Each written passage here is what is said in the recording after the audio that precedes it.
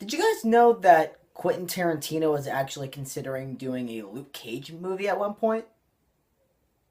I mean, that really has nothing to do with the rest of the video, and I like the show a lot. I think it's really good, but I mean, you can't deny that would have been pretty fucking cool to say the least. But still, as it stands, I think Luke Cage, in my opinion, is probably the most entertaining out of all the Marvel Netflix shows that have been released so far. I like Daredevil a whole lot, and like I mentioned, I love Jessica Jones, but Luke Cage, out of all of them, is just the one that I had the most fun with. Which is really funny because at first, when all these Marvel Netflix shows got announced, Luke Cage was the one that I thought out of all of them that I wouldn't hate. It's just the one that I thought I would like the least out of all of them. I think the disinterest in this show from the beginning was due in part to the character's background as well as his history, because both Luke Cage, the character, and the show were based around black exploitation films from the 1970s. I never grew up watching any black exploitation films when I was a little kid. It would have been a really odd childhood, to say the least. So going into the show, I would never know if this was being faithful or paying homage to that era film. And on top of that, I never really read any Luke Cage comics as a kid and never really had the chance to. I mean, I would read stories that would have him in it, but I would never read about anything with him in it just alone.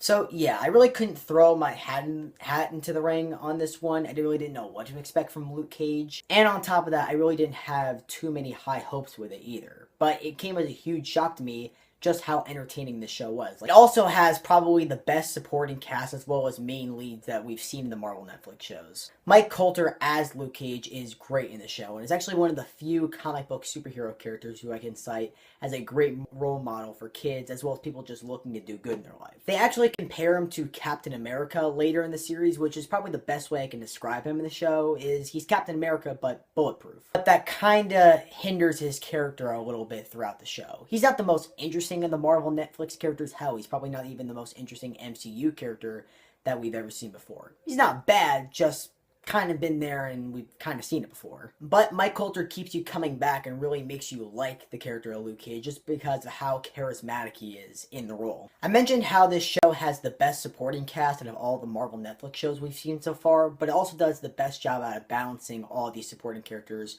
with the main character. Anytime that Luke Cage is not on the screen, it's never a dull moment. The supporting characters as well as the villains are just as interesting as Luke Cage is in the show, if not even more interesting. Easily the best supporting character in the entire show, and my personal favorite character out of the entire show is Misty Knight, played by Simone Missick. She is just a ball-busting bitch in this show. Always there with a comeback, always there with a snide remark, always giving someone a hard time, but she's not completely unlikable. She is such a blast from start to finish in this show. So much so that they're actually putting her in the second season of Iron Fist to hopefully make that show not as much of a piece of shit as the first season was. Also, Cornell Stokes, Cottonmouth, played by Mahershala Ali, is a great villain in the show, at least for the first half of the season. Dumb fucks.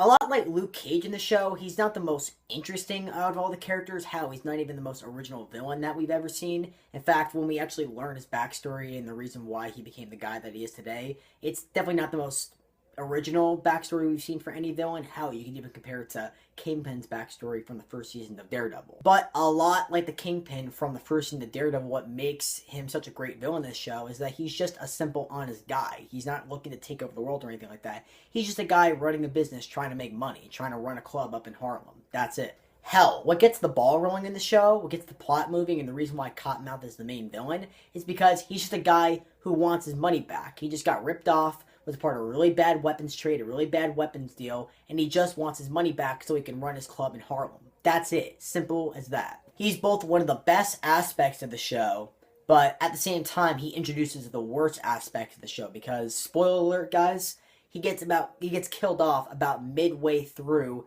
the first season of the entire show. Yes, who we thought was going to be the main villain of the entire season gets killed off halfway through the show. And that's where a lot of my problems persist with this season. And I don't want to sound like a broken record.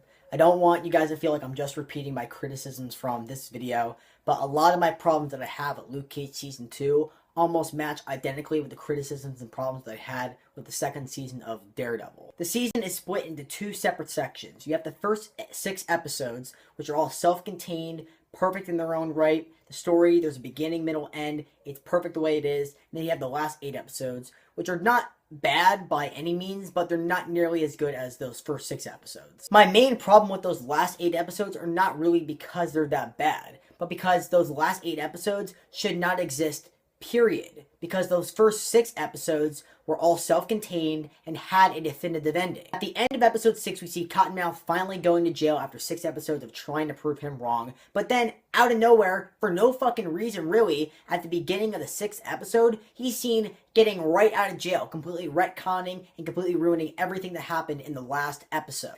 How much of a cop-out would it have been if we had saw Kingpin at the end of the first season of Daredevil finally go to jail after a whole season of trying to put him in jail and trying to prove him wrong. But then, out of nowhere, at the beginning of the 2nd season of Daredevil, we see him getting off scot-free because of good behavior.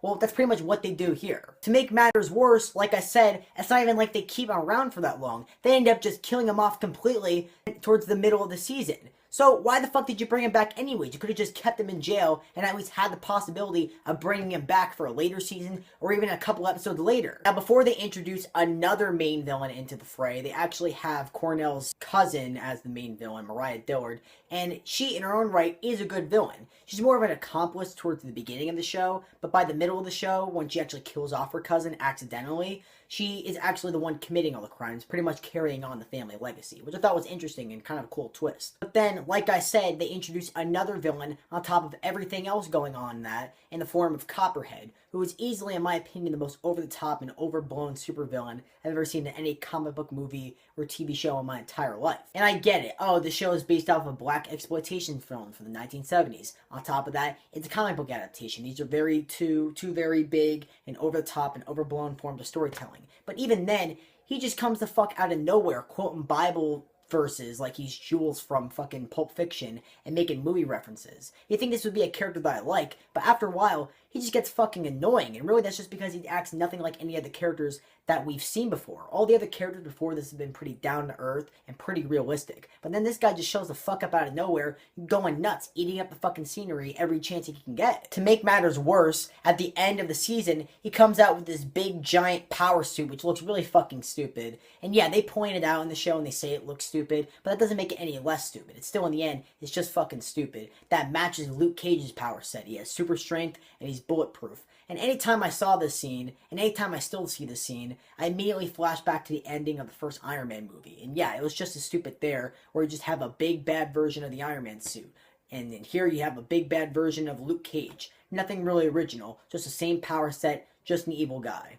That's it. If I can say anything positive about those last 8 episodes that I have a really big problem with, at the very least, I can say they're entertaining. Yeah, tonally they don't really make sense. They don't really match up to the other 6 episodes in the series, but they still are entertaining. And anytime I watch them, I'm never bored. This also happens to be one of the few Marvel projects where they put just as much effort into the music and the score of the series as they do the actual storytelling and characters. Hip-hop, rap, jazz, blues, these are just a few of the music genres that help shape the tone, direction, feel, and overall look and style of the entire show. Hell, they even got Method Man, yes, fucking Method Man, to do a superhero rap for the show, which, yeah, that idea on paper sounds kind of stupid. It sounds like something that Will Smith would have done for like a Batman movie that came out in like the mid-1990s. But its execution couldn't be any more perfect. Practically used as an anthem at the point it's introduced in the show, not only for the character of Luke Cage, but also for racial injustice, the likes of which we've seen recently in news. Yeah, the last 8 episodes may not be able to match up to how good those first 6 episodes are, but overall, I can't say that Luke Cage is not entertaining. I can never say it's a boring show. It's overall a very good, solid show. It's going to leave you always saying, "Sweet Christmas," once you finish it.